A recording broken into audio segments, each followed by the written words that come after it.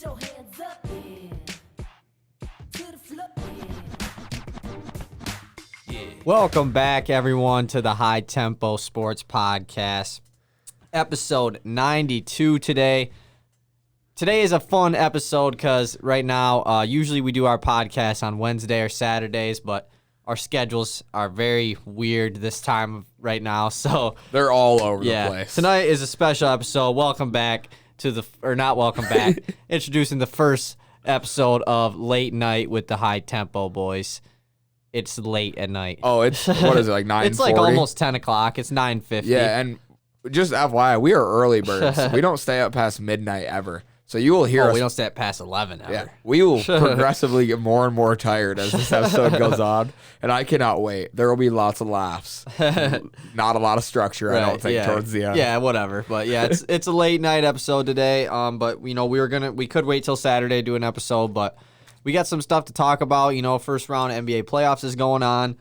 But, you know, my favorite part, you know, you watch late night TV on TV, they just say swear words because it's late night. So let's fucking get it. Let's get this show on the fucking road. Let's get this shit, baby. Let's go. Let's go. Sorry if you're a little kid listening, but whatever. So, yeah, how you doing today, by the way? Good. It was a good day. It was long. So today was like, I went weightlifting with Jordan.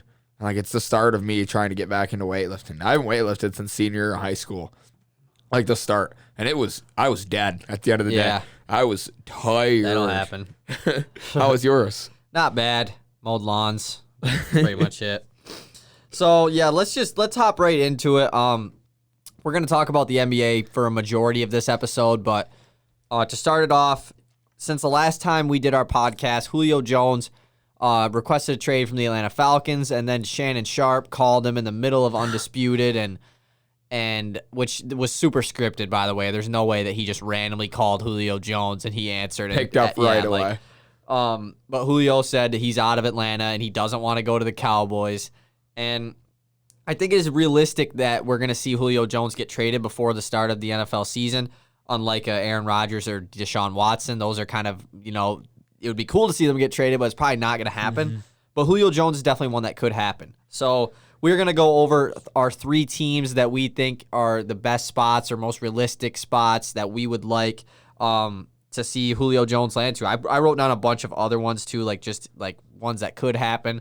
But I put down the three that I like the most. Yeah, and as did I. And I am like, the thought of Julio Jones being not on the Falcons gets me so happy.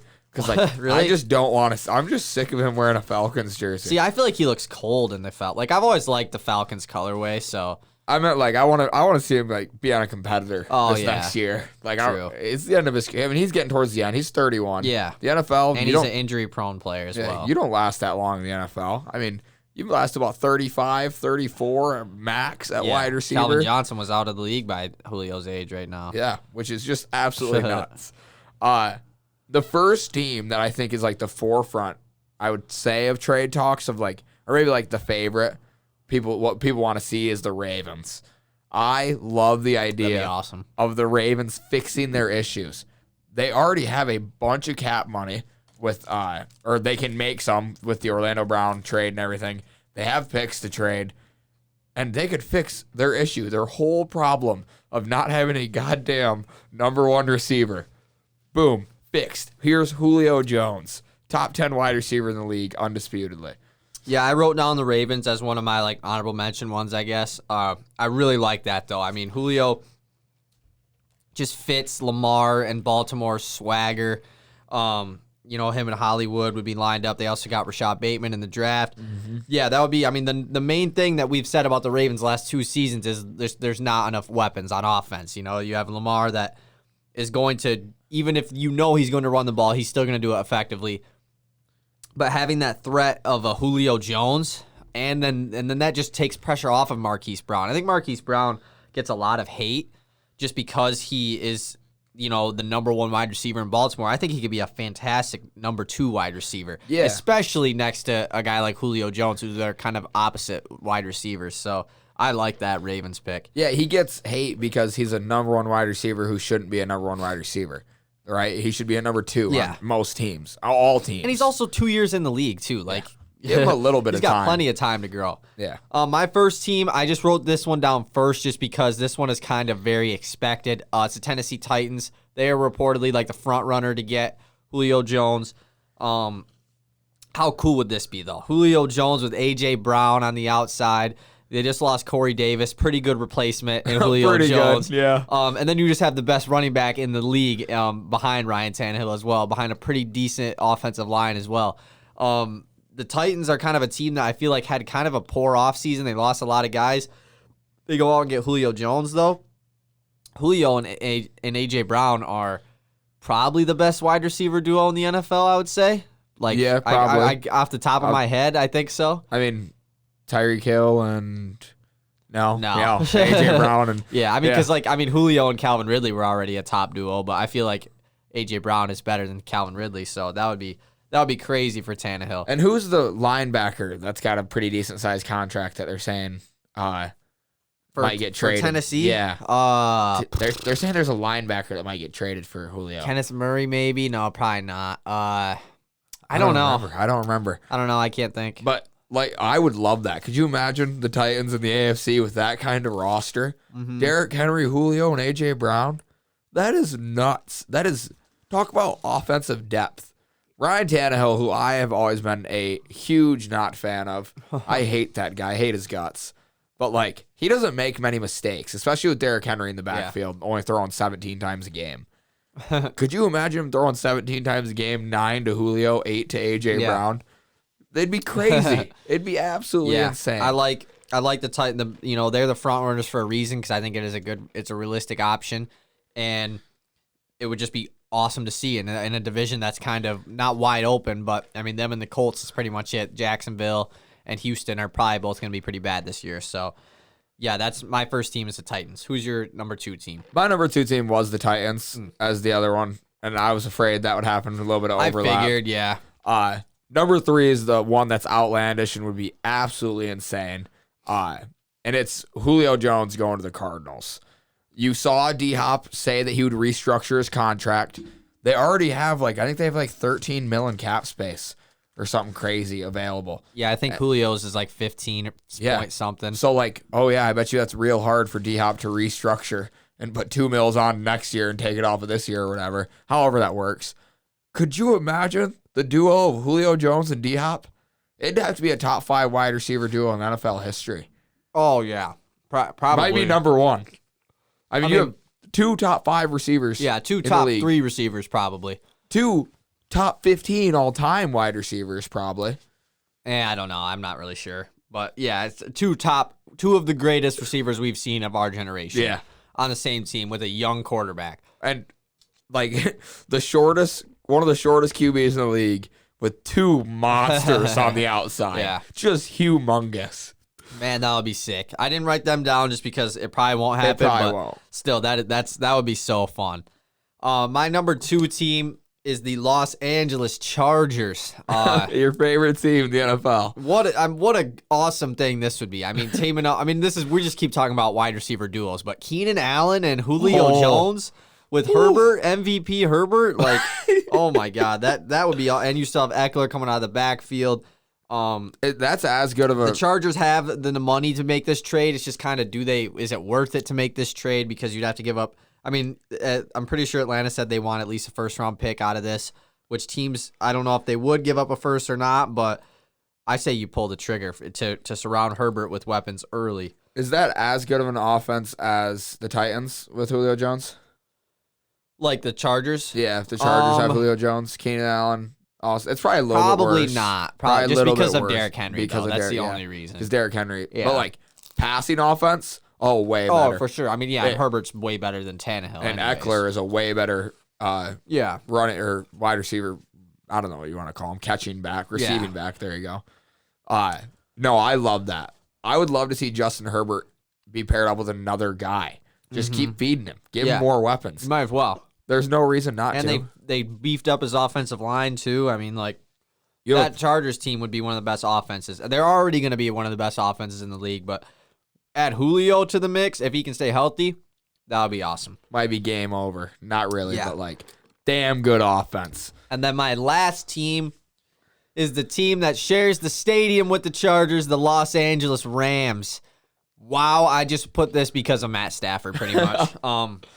The only problem with this is the Rams don't have a first-round pick till like 2024, so it would be a really future pick, and I don't even know if they would want to give up another first-round pick after they've given up their last like 5. And I don't know if Atlanta would want a pick that's that far into the future. But imagine like Matt Stafford leaving Detroit, going to the Rams and being teamed up with Cooper Kupp, Julio Jones, Robert Woods, like that 3 itself is great. Oh. And then what's his face? Cam Akers in the backfield who's supposed to blow up this year, like, and a pretty good offensive line. I mean, that and the best defense in the NFL. Like that team wins the Super Bowl, right? Oh, other favorites. Yeah, they're NFC favorites at least. Yeah, absolutely. No, and I would love that. And now that you bring that off the 5 first-round picks, is it worth it to go all in for one Super Bowl? What is your definition of all in? Like, I mean, you've given up your whole future. Yeah. You have given up all, like, 4 straight years of first-round picks. Is it, okay, guaranteed Super Bowl, though? Like, are you saying that if you give up your whole future to win one Super Bowl? Yeah. Yes, I think so.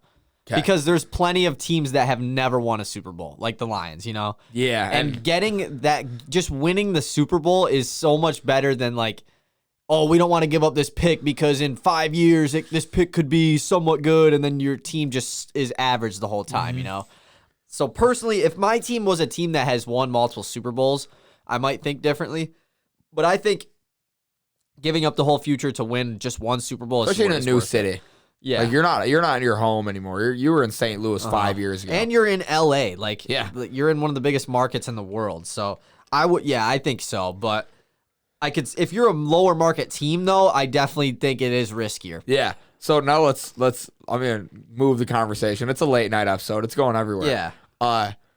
Imagine being a Celtics fan and just never pulling the trigger. Yeah, Being exactly. average for 6 years. I would hate that. I mean, they're not average. They're above went average. deep in the playoffs. Yes, but but like no championships. they've been Since refusing to 2008. get over the hump. Yeah. And if I'm the Rams, I give up everything to get Julio Jones. Like, And I feel like the Rams one is a lot more unrealistic than all the other teams that we've said. Yep. That was kind of just a, like, wow, that would Dream. be awesome. Like, and imagine, I would have to get his jersey, but, like, I already have the Stafford jersey. you'd so become the I biggest couldn't- Rams fan I ever. just love both the LA football teams right this year. Like, I'm rooting for both of them. Yeah, go hardcore. LA. Like, it's Lions at 1 and then LA at 2. Like, just both of them. I don't like the Chiefs anymore. They got too good. But yeah, the Chiefs aren't fun no more. Yeah, exactly. I'm Dolphins. I'm going Dolphins. Dolphins this year. was another team that might be able to make a Yeah, trade. I saw that. But I mean, it just depends because they don't really have one, they don't really have the money, and 2, like, we still don't know what their whole quarterback situation is. Like, if they're sticking with Tua, and they brought in Will Fuller and drafted Jalen Waddle, so. But that would be cool though. I mean, like, Julio in Miami, like, who wouldn't like that? Oh my, Julio in Miami. That's just like moving further south Atlanta. Like, it's like the same vibe. Southern Atlanta, yeah. Southern Atlanta. And then just for some honorable mention, teams I put on here, the Seattle Seahawks have a reportedly interest in Julio Jones, which would be really cool. Team him up with Russell Wilson. The Philadelphia Eagles is another one that I think is definitely interesting, just because if they want to rock with Jalen Hurts as their future, they would have to create some sort of money, but they have a lot of guys that have big deals that they could just cut. Jacksonville was another one that I saw just because Urban Meyer is pretty much just because of Urban Meyer, you never know what he's going to do.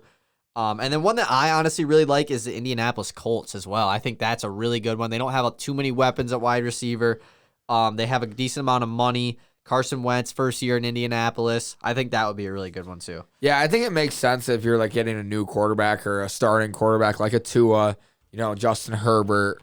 Carson Wentz is now fresh in Indianapolis. Just so you can't use the excuse of, oh, you didn't have weapons. Yeah, and it's like you're also setting them up to do well. Yeah. Like, you're not Especially setting them if up for it's failure. a young QB too. Yeah, like might as well help him out. Like, look at the Cardinals. Kyler Murray has his rookie year, wins Offensive Rookie of the Year. They trade for DeAndre Hopkins, the best wide receiver in the NFL. Boom, we're gonna make it easy on you. Like, that's a very nice thing to do. Yeah, like, make it very easy on your Offensive Rookie of the Year. Yeah. By the way, my allergies are going nuts right now, so my nose is kind of stuffed up. So sorry. And I don't think they know that you're also eating Taco Bell in this late night episode. Can you hear it on the?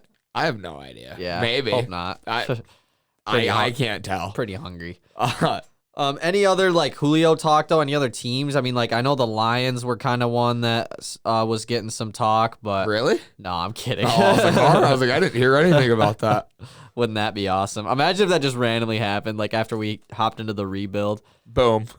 Give up the rest of the future that we just got for Julio. I would be pissed. I would be really. I wish the Giants were in talks. Yeah, the Giants would be pretty cool too, but Kenny they have Galladay a lot of wide receivers him. already now, though. Yeah, they do. But Todd Gurley met with the Lions to just met with them. Interesting because we cut carry on. We signed our 7th round running back, Jamar Jefferson, that we drafted, which usually a 7th round running back doesn't get signed, so they obviously like him. But we signed Jamal Williams, so we pretty much chose Jamal Williams over Kerryon Johnson. And Todd Gurley meets up. It makes sense, just because Jared Goff, in LA together, and Brad Holmes is from the Rams as well. So they're familiar. The front office is familiar with Todd Gurley, but I mean, Todd Gurley is like clearly like washed. Like he is not signed for a reason. Like there's a reason, but like Adrian Peterson. Yeah, but Adrian Peterson, all he did was take touches away from DeAndre Swift, and yeah, I get that. Like he was washed up until last season. Yeah, I get it. Yeah, I mean he still didn't have that great of a season, but he wasn't bad. Yeah, no, I mean if Gurley came to the Lions, I don't think he'd be bad. He just wouldn't be. For me, washed doesn't mean they suck. They just are not as good as they used to. Yeah, be. not as impactful to give them. Yeah, like Todd Gurley was almost the MVP a couple years ago. And crazy. Like, now he's just not even on a team. No, I read that and I went, huh? I was like, why? I was like, what is the point of signing a guy like Todd Gurley? Like, I don't know. It would be cool, I guess, but I don't know. It just kind of would take away. I want to see Swift really be I want him to get 20 carries and 5 catches at like every game this year. And then Jamal Williams can play a good amount and get a good amount of touches too. But I do think the run game is going to be I think we're going to be more run heavy than pass heavy this year, but I don't know how I feel about Gurley. It doesn't make much sense to put Todd Gurley on a team that is already like isn't going to be good. Yeah, it'd be different if you're like the Buccaneers and you're looking for a 3rd string running back, or the Chiefs and you're going to pay him $1 million to come play for you, but like yeah, you're looking for a third or a goal line back that is going to get 5 touches a game, sure. Yeah, but like why as the Lions do we need a goal line former almost MVP running back? Like, it won't help us. All it's going to do is make DeAndre Swift not get those goal line touches. The only thing that I do and that I would be okay with it is we don't really have a power back. Like, Jamal Williams is a lot like DeAndre Swift. So, and I do like Jamal Williams. Like, I definitely want him to play a lot. So, we don't really have that power back, 3rd and inches type guy. So I wouldn't mind it, but if he does come to the team, he should be the 3rd string running back, like at all times. Never get more touches than the other 2 guys. Yeah, if he came to Lions, Seth would become a Lions fan. Todd Gurley and Jared Goff. It's just his Rams that he fell in love with. It's the same team. Yeah. I am so excited for the NFL. Like before we move on to the NBA, I cannot wait to watch NFL football. Yeah, I'm next year. super hyped for this season. I've talked about it a lot just because I think I'm just so excited just because I don't have high expectations for the Lions this year. Like I'm excited for the rest of the end. Like I know the Lions are going to suck. I know they're going to suck. So let's go. Now if they might even exceed my expectations. That's fine, but I think going into the season, kind of like how I did with the Pistons this year, just had me so excited. Like this is year 1 of the rebuild. Yeah. And year 1 of the rebuild, yeah, it sucks because you're far away from the end of the rebuild, but at least you have a direction. Yeah, and yeah, we're not sitting at the mid-tier where we're expecting to make playoffs and we miss it for 3 straight years. But it also, like you said, we had to enjoy the entire NBA this year. We had to watch other teams and root for them all the time, even when they were playing the Pistons. We were like, yeah, be competitive, but beat us. Beat us. And then it's going to be the Bulls. Yeah, Fuck the Bulls. Screw the Bulls. But like we're going to be doing the same thing in NFL. You're going to be a huge Chargers fan next year. Like you're going to be huge, and like you're allowed to do that because the Lions suck. Yeah, exactly. Like why? Like I'm going to root for the Dolphins probably every game. I won't. I will root for the Rams, but like I'm still upset about last fantasy football season. We still have their pick though, so like They're tough ones. I'm rooting for the Rams, but like, yeah, if you want to suck at 2, like that's fine. Just don't be a mid-tier team. Just don't. Hopefully, Matthew Stafford doesn't suck. Yeah, or get hurt. Yeah. Oh, that would hurt. Oh yeah, That would be so sad. Yeah, let's not even talk about that. I'm excited to watch the whole. I will probably be rooting for the Browns at one point this season. Yeah, I feel like you were rooting for them a lot last year too. Yeah. I'm just excited for weekly picks, bro. I'm so Me hyped too. for that. I missed that. I get you gave me the Baker Mayfield comparison the other day in the backyard, and I love Baker Mayfield. He's got to be one of my favorite players in the NFL. I love that guy who is just so hype and intense all the time. Mm-hmm. I just love it. It makes me. It's the way I was. It's just how I was. I'm just hyped. Yeah, intense. we'll probably do our like standings and award NFL predictions once the NFL or the NBA playoffs is all wrapped up. And Get like, Willie on. we'll have to have Willie on for that to get the standings predictions.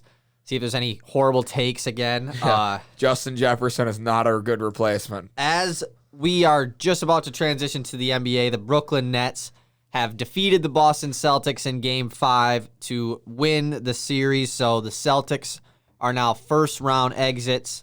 Harden had a triple-double. So Brooklyn wins its first playoff series since 2014. So you didn't see the start of this game.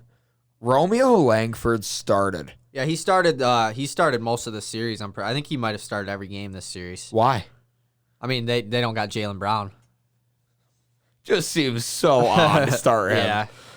I mean, like, because I think Fournier starts. I think Marcus Smart comes off the bench. Kemba didn't start tonight. Did he play? He probably not. Yeah. I let assume me not because the starting lineup was Wonder how much Jason Tatum had. Tatum he had 90 points in the last two He had games. 20 going into the fourth. 32 tonight, which is still really good. Yeah, their starting lineup was Kemba didn't play. It looks like. Okay.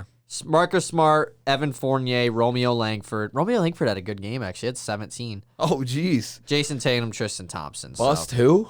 Bust who? Huh? Yeah, James Harden, 34, 10, and 10. Great game for him. KD had 24. Kyrie had 25. Kyrie had another dunk tonight. Really? It was just like a wide All open. right, so let's fast talk break. about, before we go through every series, let's talk about this incident that happened the other night. Kyrie Irving got a water bottle thrown at him. That's not really what we're talking about. Kyrie Irving, as they're leaving the game, stomps on the face of Lucky, the Boston Celtics logo mascot guy who's on the center of the court. Stomps on his head and like clearly meant to do it. Oh. Like kind of wiped his foot off Yeah. after like he had to stepped in dog shit or something. What do you think about this? Because Big Baby Davis if this wasn't, he pretty much said he would have beaten Kyrie's ass. And then he said, like, keep it on the court before somebody gets hurt. Yeah, that's what. Yeah, he said like Huh? he would have beaten the shit out of him if he was there. Or he'll pretty get much. killed when he leaves. And then he said that Kevin Garnett said you disrespecting everyone who's ever played for the Boston Celtics doing that.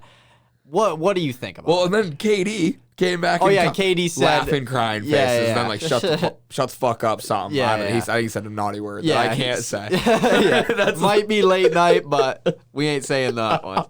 Anyways, what do you think about that situation though? So here's the thing. As an outsider's perspective who doesn't like the Celtics or the Nets, I don't like either team. I love it. It creates more intense basketball, better games come with this. It's like when Trae Young became the villain at Madison Square Garden. It just made those games so much more fun to watch. Yeah. And, that logo at center court is no different than the Dallas Cowboys star at midfield.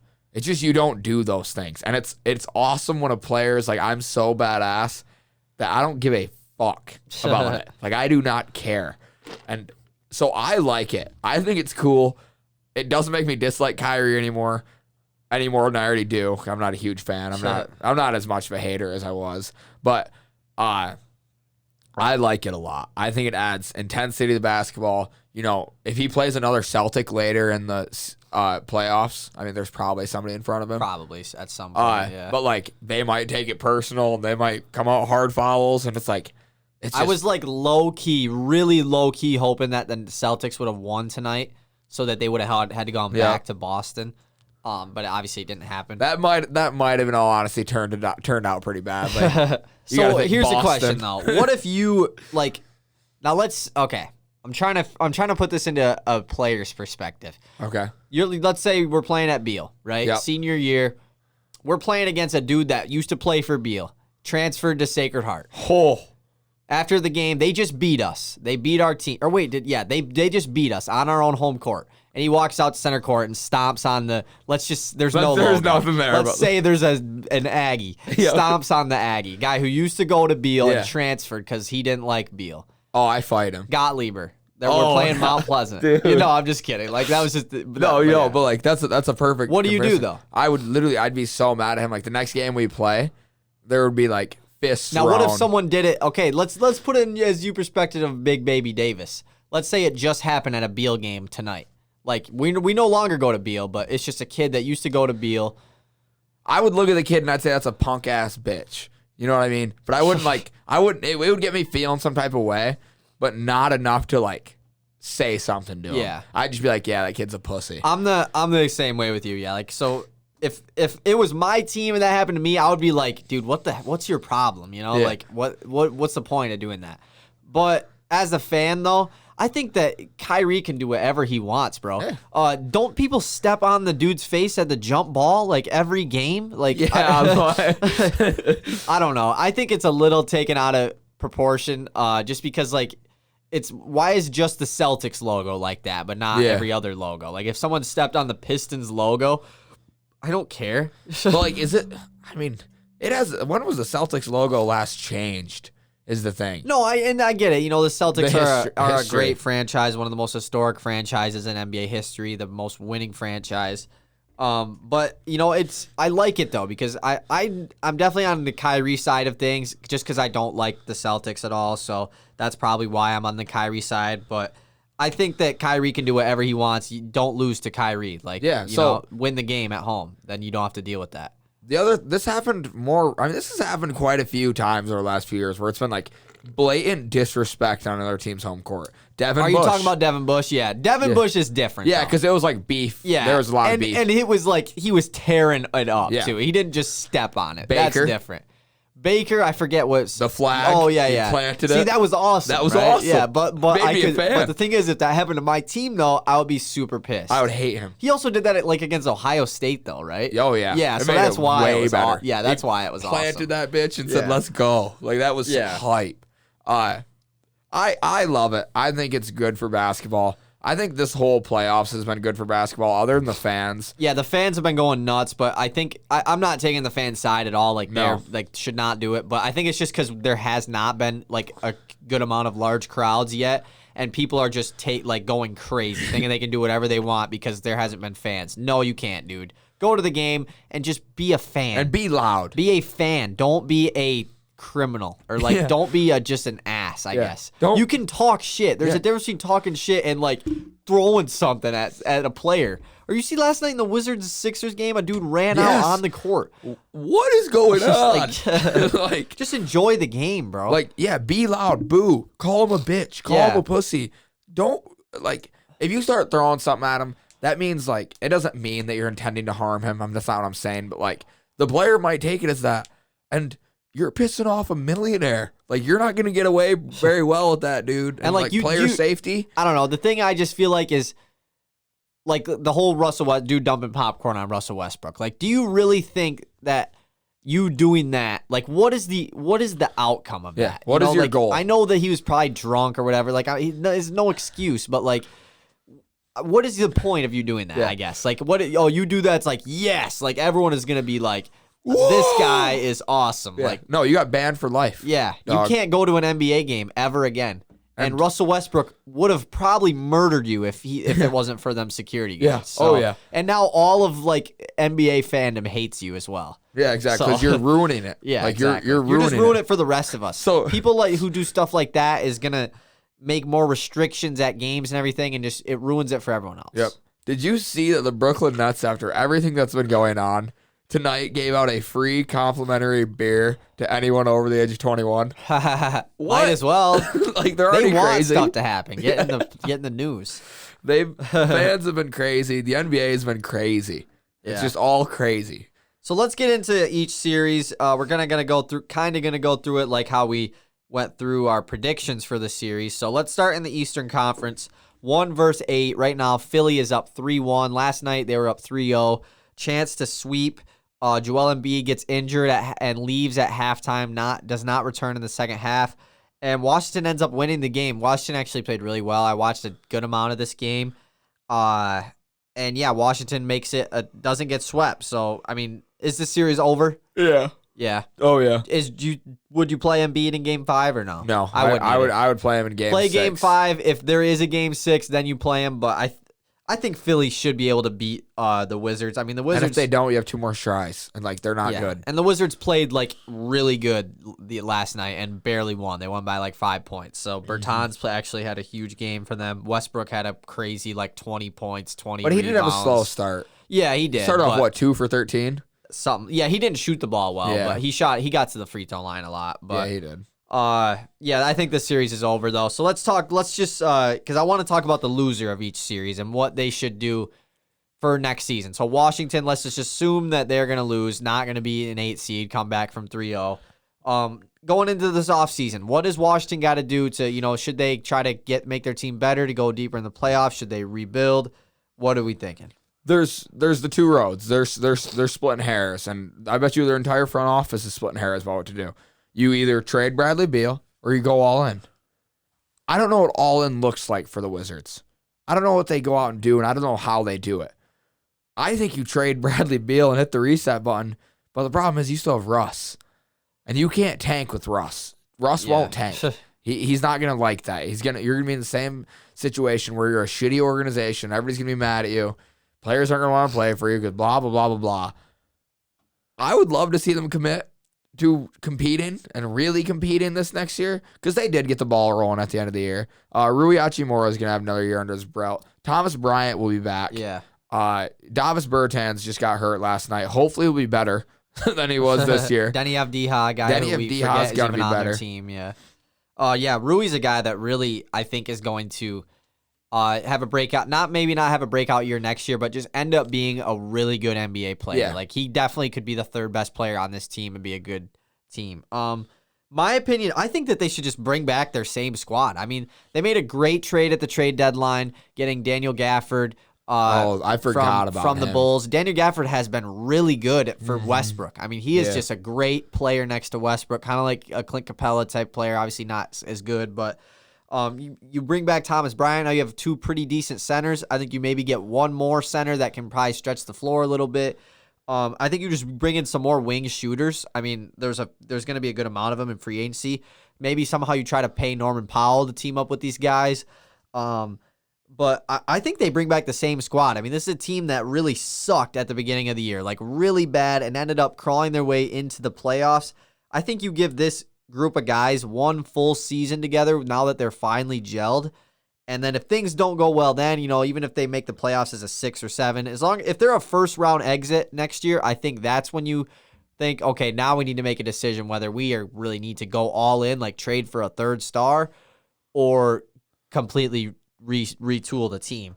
But I think you give this team a full year next year to really gel together and see what they can do in the East. I do imagine this offseason, if I had to make a prediction for what the Wizards should expect this offseason, I do expect Bradley Beal to request a trade.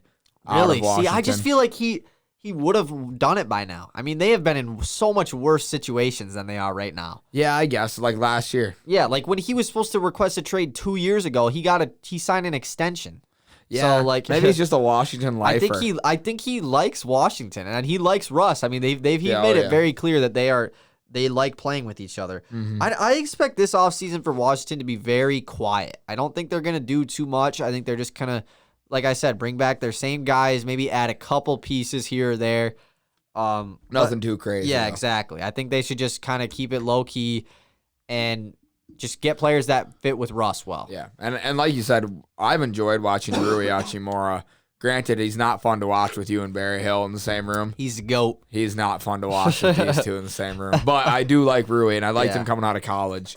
I thought I was just impressed in every game I watched. He's with him been in very college. good this year, yeah. Especially late in when the Wizards went on their run, he really stepped up for them. Yeah, and there was a time where I was kind of nervous. I was like, oh, maybe he wasn't going to be as good as because he was skilled in college. Yeah. The dude had talent and skill. and he was smart. And I was like, holy moly, it doesn't seem like it's translating right.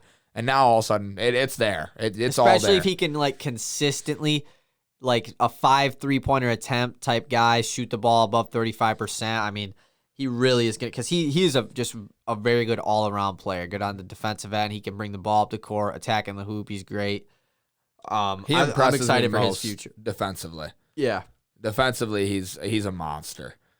I agree. So let's move on to I guess Philly. Like I said, don't play Joel Embiid. I think you'll be fine to beat Washington. That's did his MRI come out today about what happened? Like, what is it? Right knee soreness? I didn't see it. No, me either. Because he was getting an MRI today. Yeah, for something. And I remember because Davin Williams, the guy in the lab, he came out and tweeted like, "Yo, if Joel Embiid's injury is serious, Trae Young is gonna walk to the conference finals." Oh, here we go. Joel Embiid will be doubtful for Game 5. Sources tell ESPN he had an MRI on his right knee today and is expected to be evaluated further in the next day. So tomorrow he's straight. Then. He'll be fine. He's straight. If they couldn't come up with an injury didn't seem that bad either. It really didn't. If they can't come up with a name, especially for the that injury, he is doubtful. He's not even out. If he was out, then it's like, all right, maybe it's something. But let's move on to the next series. You just brought it up. Atlanta versus New York. Right now, Atlanta is up 3-1. The Knicks their stars have really struggled, mainly R.J. Barrett and Julius Randle. And Atlanta has just played really well. First thing about this series, what's your initial thoughts on this series so far? Trae Young, the villain story of Trae Young that's developing makes him way more interesting than he was before. I didn't know this because I didn't watch many Hawks games. But after this is all coming out, might have been Draymond came out and said like Trae Young is one of the biggest shit talkers in the league. It was Draymond, yeah. And it was like he loves that it's finally being revealed, and I love it too. This adds another. I thought Trae Young was some player. Like, he was fun. I always knew he was like that though because he's one of them guys that gets a lot of shit for the way he plays. Like a lot of guys will like to, small guy that chucks up threes, bully him a little bit, doesn't play defense. Like you got a shit talk. You have to be a shit talker because you're gonna get a lot of shit talked to you.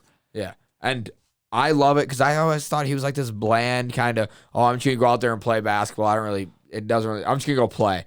He is not like that. He is. All shit talking when he was shushing the Madison Square Garden fans. If he goes down as a legend, that picture will be like one of those pictures that's like his defining moment in his career. It's like, this is when the switch was flipped. I think that's just going to as well, just because like it was, this is the first playoff series in the Garden in 8 years, and also it's the first time we've had full house fans in a stadium that big in like over a year. So I think this series in general is going to be remembered.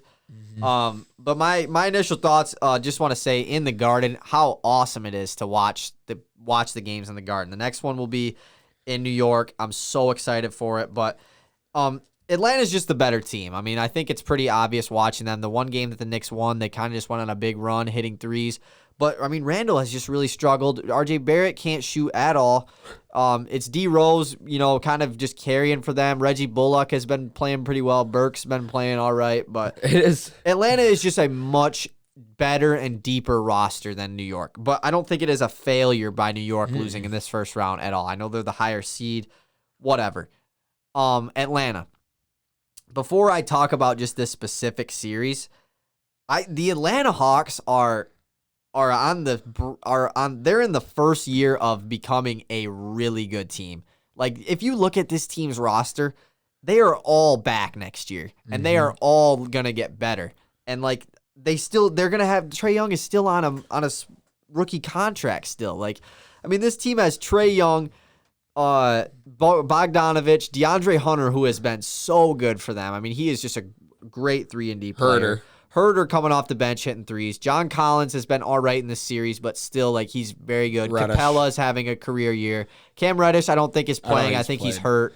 But, Kevin Herter coming off the bench. Lou Williams is not going to be back, but he still has been pretty good for them in this series. Onyeka Okongwu has been playing. He's the most forgotten top about player. 6 pick in the draft last year. There's another Chris Dunn is on this team. He hasn't been playing either, but people are high on Onyeka Okongwu. The Hawks are going to be good. I think this core of guys could win a championship. I think what they got to do is they really need to put a guy next to to Trae Young that is just a really good defender, but also can be ball dominant. Like Victor Oladipo would be perfect if healthy Victor Oladipo. A realistic option too, I guess. But, they still have just their putting shooters around Trae Young is just so genius because he can. One thing about Trae Young's game that goes so under the radar is his court vision. I mean, he coming off of a screen, there is so many different things that he'll do, and you just don't know. Like, he's coming off of a screen. He's either going to hit a floater, he's going to throw a lob to Capella at the block, or he's going to throw a wraparound wing pass to the corner to Gallinari, who we also didn't say. Yeah. The only issue I see with this team moving forward is the John Collins situation. Begging for a max, said he wouldn't even. But the thing is, you don't bring John Collins back, and you're straight. They it's fine. Then you use that money on somebody else. And that's what I was getting to. Yeah. Like you still have Gallo. You have Onyeka Okongwu, who came into the league as a 5'4". Like we thought he was gonna play 5, but there was a slight chance he plays 4. And if he can play next to Capella, I mean that would be huge. Oh my word! I just don't know if he's gonna be able to stretch the floor as much. People love, and I've seen so many forums about it and tweets about how impressed people are with Onyeka Okongwu's defensive just ability and instincts. He just goes out there and plays good defense. Yeah. He's always in the right spot. He's never making defensive mistakes. And you put that guy next to Trae Young, the athletic 6'11" center who will turn around and next season, I guarantee he'll be catching a lot of alley-oops. Like a lot.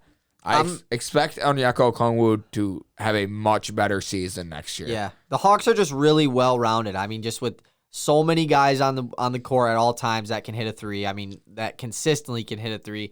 And their lob threats are just crazy. I mean, and then just Trae Young to top it all off. I mean, it's really just a fantastic job by the Hawks and by Nate McMillan, a team that started off really slow this year and are now the 5 seed and looking like they're going to move on. Is this series over? No. You're still playing the Knicks. This team is a dogfight type team. If they get you in 3 straight dogfights, you're looking at if RJ Barrett and Julius Randle, all they got to do is step up, and it's a series. I agree because I mean these games have, other than the last game that they played, the Knicks have been in all these games up to the last 4 or 5 minutes of the game, and then the Hawks have kind of pulled away. But they've been in it all these games with their star all NBA player Julius Randle not playing well. Taking a lot of really forced shots, a lot of contested shots. I mean, just the Knicks, they definitely could make a comeback, and they have 2 more games at home. They got to win this one at home, but they have to go to Atlanta and win one, which is going to be really tough to do. Because Trae Young, they're in the A. He wanted him in the A, and that sounded really weird.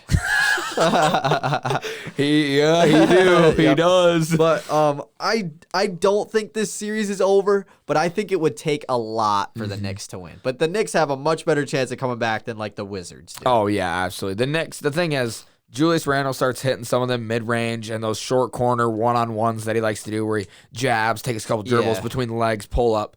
If he starts hitting those, it's a different series. Right now, it'd be a 2-2 series. Yeah. If RJ Barrett plays like he has been all year, it's a completely different series. They're just they were literally the Hawks coming into this series. They are all right, we're not gonna let Julius Randle beat us. We're gonna let RJ Barrett hit 6 threes and see if he can beat us. And he can't. I mean, the dude shot 40% from 3 this year, but it's the playoffs. The Hawks are, this is his first time in the playoffs. Let's see what he can do, and it's a bold strategy, but it clearly is working. If Atlanta goes on to win this series, I'm not saying they're going to upset Philly at all, but I definitely think that they're going to make it more of a series than people expect. I think that Philly is going to have a good defense for Atlanta, but Atlanta has a lot of different options they can go to on offense. It just kind of depends on their defense because it's going to be hard to stop Embiid if he's 100%. And Trae Young is neutralized. I mean, 6'11", 6'9", whatever you want to call him, Ben Simmons guarding him. But it's not like Philly is without their defensive liabilities because Trae Young not only is going to struggle a lot more against Ben Simmons, I think. If I can make it a realistic. Yeah.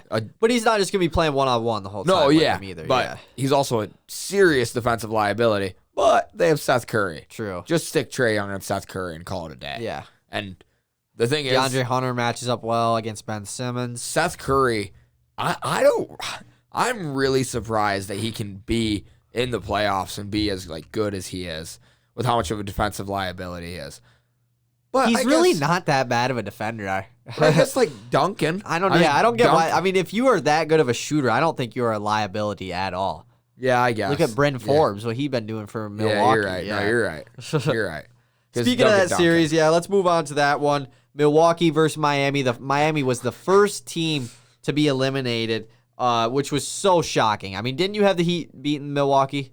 No. Are you sure? I'm pretty sure you did. No. Check it. That's not the right notebook. Oh, That I'm other pretty sure you did. I think don't you had think Miami so. winning in 7.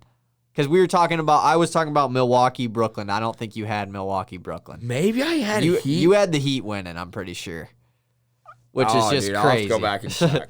But, I mean, after game 1 of this series, I really was expecting this series to be a great series. And Milwaukee just dominated them after that. I mean, Bryn Forbes scored more points than Jimmy Butler did in the whole series, which is awesome. Go Bryn Forbes. Dude's going to get paid this offseason by some team. But Some Milwaukee- team's going to bite. I really wish I would have picked Milwaukee to win it all. Because Oh, I said it I looks wanted like it to. now. I really said I wanted to. And I really wish I did because I think East wins. I think East wins the finals, in my opinion. I think the winner of now that Brooklyn has beat Boston, winner of Milwaukee Brooklyn will win the NBA title, I think. And I cannot wait for this series, bro. I don't have much to say about Milwaukee Miami though, because every game was a blowout, and I didn't. Yeah, and I don't want to watch that. In all honesty, if Miami has video, it might be a different story. Yeah, Might be game not. 1 was really fun. Like Duncan Robinson was going off. Drew Holiday had a really good game. Chris Middleton hit that buzzer beater. But after that, it was super boring. Yeah, and like you said, this Milwaukee Brooklyn series determines who runs the East for the next few seasons. If Milwaukee wins this series, Milwaukee will rattle off probably 3 straight conference finals wins. I don't see anybody stopping them. Conference finals wins, like making it to the finals. Making it to the finals, yeah. I don't see anybody stopping them if they can figure out how to beat everybody. You know what I mean? Yeah, Like, beating Brooklyn. and then you have to probably go through Philly. And like, if you beat Philly, that's a good defensive team. Yeah. That's legit. Like, you are a We'll check the video. damn good team. And we were both saying, like, Milwaukee is good. And they match up perfectly against Brooklyn. And that's what makes this series so interesting.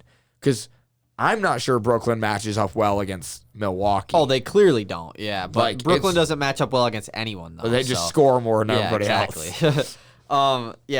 Let's talk about, before we talk about Milwaukee, Brooklyn more in depth, let's talk about the loser, the Miami Heat. The Miami Heat, a team that was the 5 seed last year in the bubble, go on this historic run, make it to the NBA Finals, losing 6 to the Lakers.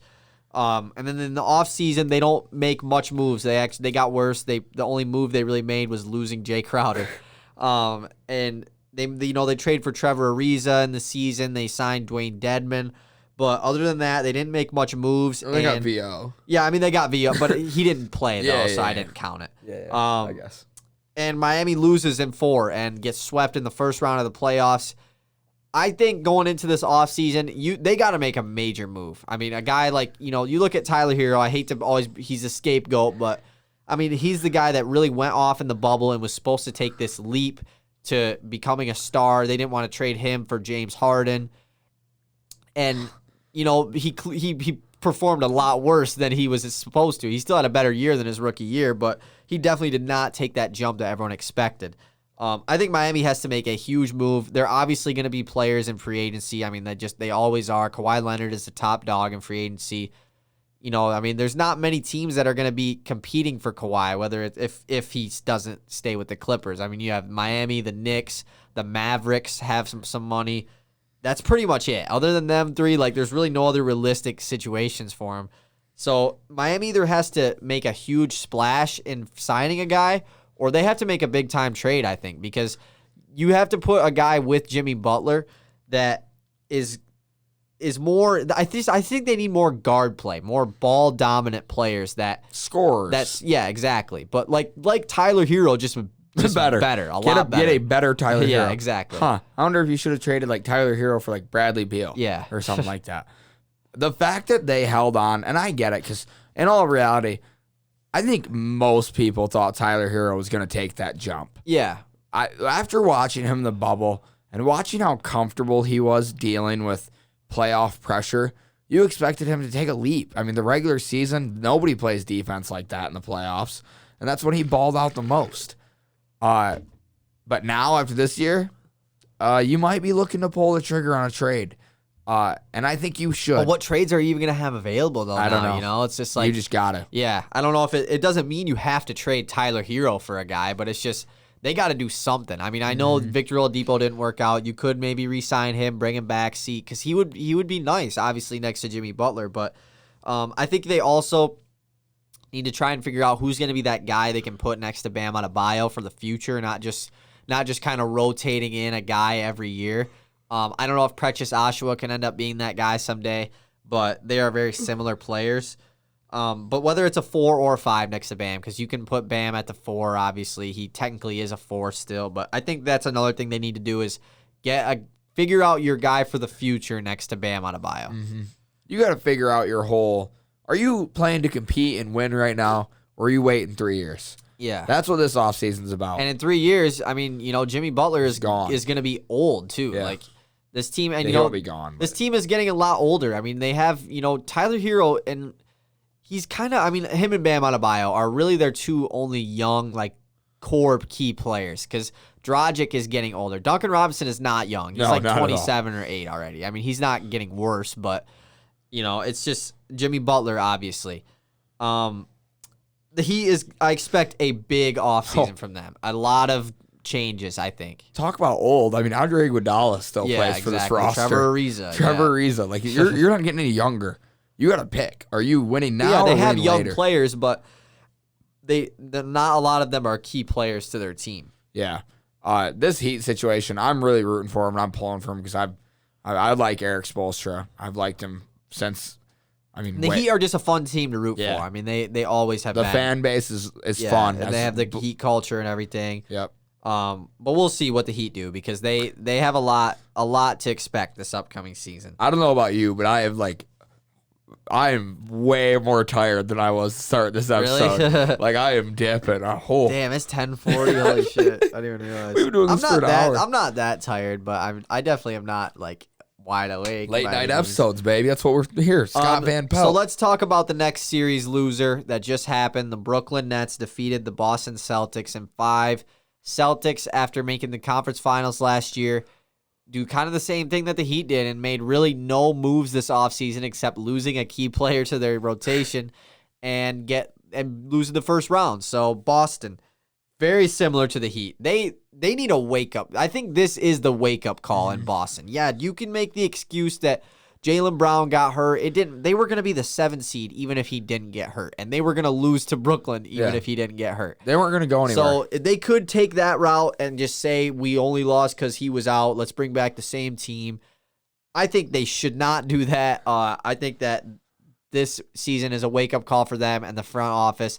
And look, we've made it to the conference finals 3 times in the last 6 years now and have yet to make the finals, and we're regressing now with 2 players that are going towards their prime.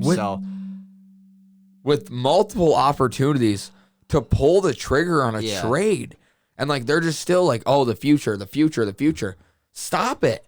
Like Jason Tatum is going to be a baller next year. Yeah, Jaylen Brown is hopefully going to come back from this injury better than he was last year. You got to get that third option. You have to quit lollygagging and hold it. If Marcus Smart is the deciding factor in getting the third option, get rid of Marcus Smart. Don't hesitate. Like Marcus Smart is like really. I love him. He's probably their 3rd best player, but like look at Avery Bradley and Jay Crowder. It's the common thing. And I mean, obviously we can go back to that, but that's of the past. I mean, this is this season.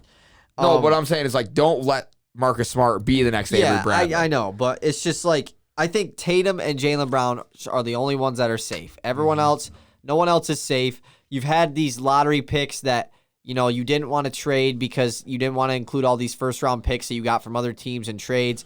Romeo Langford, Aaron Nesmith, there's one more, Grant Williams, all those guys that were those picks. Like, they're not players that are going to elevate your team. Like, Romeo Langford had a good game, Aaron Nesmith might be a pretty good role player shooter, but he's not going to be that guy who makes your team go from a a decent playoff team to a championship team. Like, I think that they need to.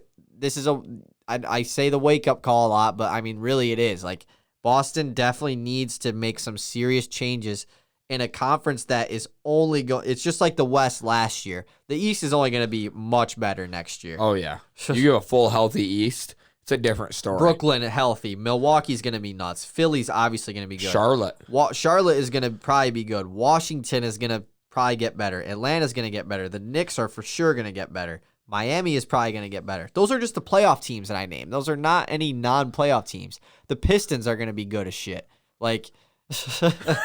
But yeah, Boston, I don't really want to talk about them anymore because I don't like talking about them. And here's the thing about Boston. If you guys want to keep regressing, go ahead. Like, yeah, it's fun to make fun of them, please, actually. Yeah, it is. Please. So don't make any moves, actually, because it'd be funny. I like your roster. I really Milwaukee, do. Brooklyn, though, let's talk about it's the first second-round matchup that we are 100% sure it is going to happen.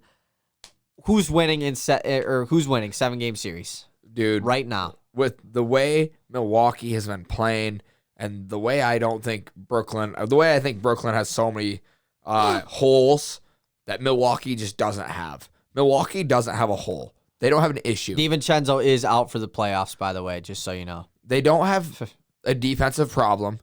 They're great offensively. Giannis is unstoppable. I mean, literally unstoppable. He didn't even play great or put up crazy stats in those Miami games, which is even crazier because they were winning by 20.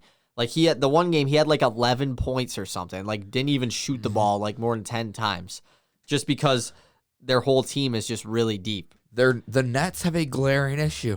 It's defense. What have your coaches told you since you were 6 years old? What wins championships? Yeah, defense, baby. It's what wins. I see Milwaukee winning this in 7. I think this goes 7. I'll be shocked if it didn't go 7. I'm gonna stick with my Brooklyn pick just because I did pick them, so I'm gonna stick with it. But like I said, winner of this series, I think, wins the championship. I think I would be shocked if the winner of this series didn't go to the finals at least. That would be the craziest I don't see a thing. team in the West that is gonna beat either Milwaukee or Brooklyn. I think they're both better than any team in the West. The West is really wide open, especially if the Lakers don't end up winning their series. I have no clue who's going to make the finals. Me either. But, yeah, that is the Eastern Conference. So let's move over to the West. 1-8 in the West. This one, I don't have much to talk about. Utah versus Memphis. They've been fun games, actually. The game 1 was fun. Memphis won. Dylan Brooks has been talking his shit, playing really well. Ja Morant, they lost in game 2, but he had almost 50 points. Played really well. But it looks like Utah's going to win this series. Yeah, and these are two of the teams where it's Memphis, the only thing, we all know what to say about Memphis. They're young. They'll be back next year probably, maybe. And the West is going to be good next year. And they definitely, exceeded expectations this year without Jaren Jackson. And, Utah's good. Yeah, we knew that. Yeah. So there isn't much to say. It's 1 versus 8, yeah. Really rooting against Utah in the next series. Memphis, though, going into next year, not a lot that needs to change for them. I mean, just come back healthy, get Jaren Jackson Jr. 100% ready to go by game 1.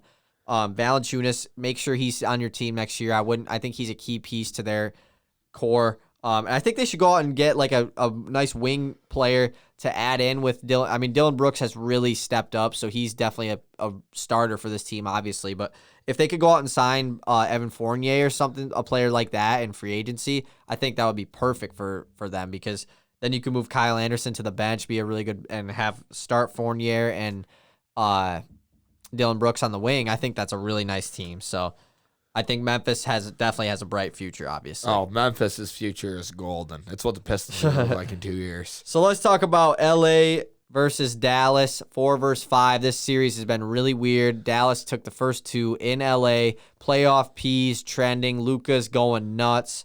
The Mavericks are going to sweep the Clippers after the Clippers avoided this was their perfect first-round matchup.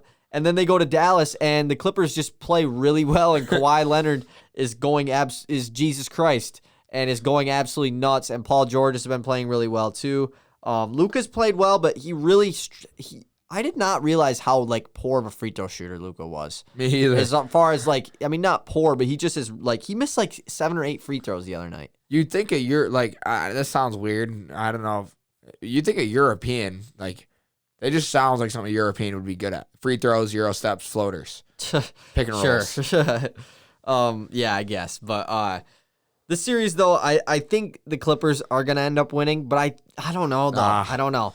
I think whoever wins Game 5 wins the series. Yeah, no, and I can see that. I'm hard rooting for the Mavericks. Go Mavericks. See, I am rooting for the Mavericks, but like The reason I am. low key though, if the Lakers don't end up beating the Suns, I think the Clippers are like the second best team in the West. I think the Clippers are the most likely to make the finals, I guess, if the Lakers don't. More likely than Nuggets? I think so, probably. More likely than the Suns? Yeah, probably. Yeah, you said that. I You think said so. that. I'm not going to keep questioning you. You said it already. I'm not sure about that. I think, in all honesty, dude, if Chris Paul can come back like fine and healthy, like he's fine. He played great the other night when they won. Yeah, he's fine. Dude, the Suns are dangerous, man. Could you imagine Steve Nash? I saw this the other day.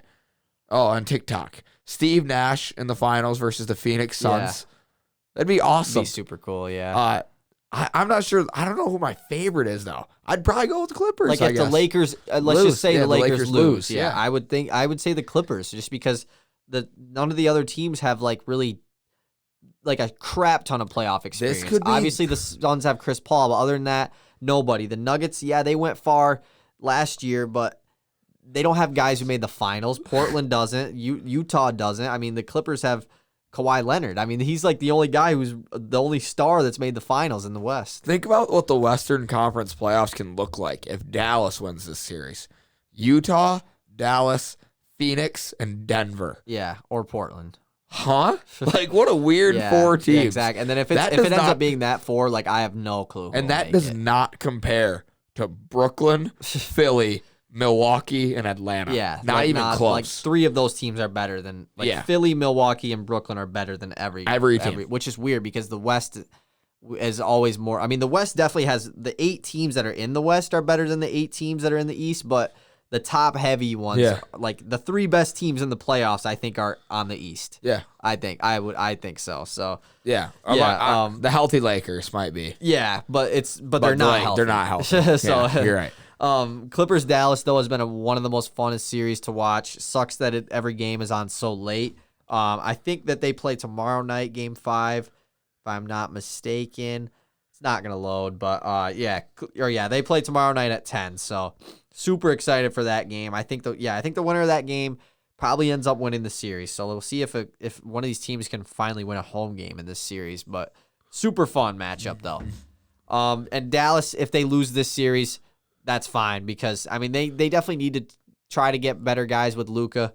But imagine if Kawhi left. Imagine if the Mavericks beat the Clippers and Kawhi left and went to the Mavs. Good thing you just said this because earlier when we were talking about it, I meant to talk about I want the Clippers to lose so Kawhi leaves. Yeah. But, like, I'm tired. I don't think Kawhi's going to leave. Do you think he'll leave? 2 times not making it to the conference finals. Yeah, but I just don't see Kawhi. You got to leave. I just don't see Kawhi as, like, a team flopper, like just switching teams so much, even though he, like, this would be his 4th team in, like 5 or 6 years. Why stop here? That would just be weird, though. Like, he hated the Paul Spurs. George re-signed with the Clippers already, so, like... And he clearly doesn't care about winning, or else he would have stayed in Toronto. Yeah. Right?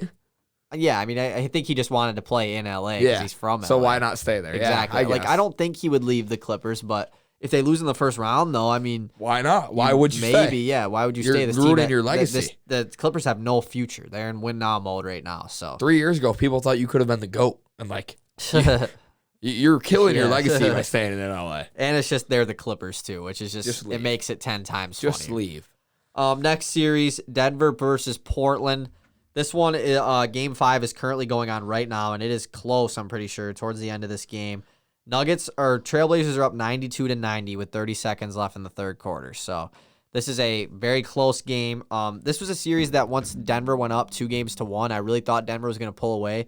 And then Portland just won by like 40 the other night against the Nuggets and absolutely killed them. Norman Powell went off. I think Portland's going to end up winning this series. I really do. Denver, I really thought was going to, and I like Denver's team more. But just watching them the other night, like Portland was just dominating them on offense and on defense. I think Portland's deeper than Denver, 1,000%.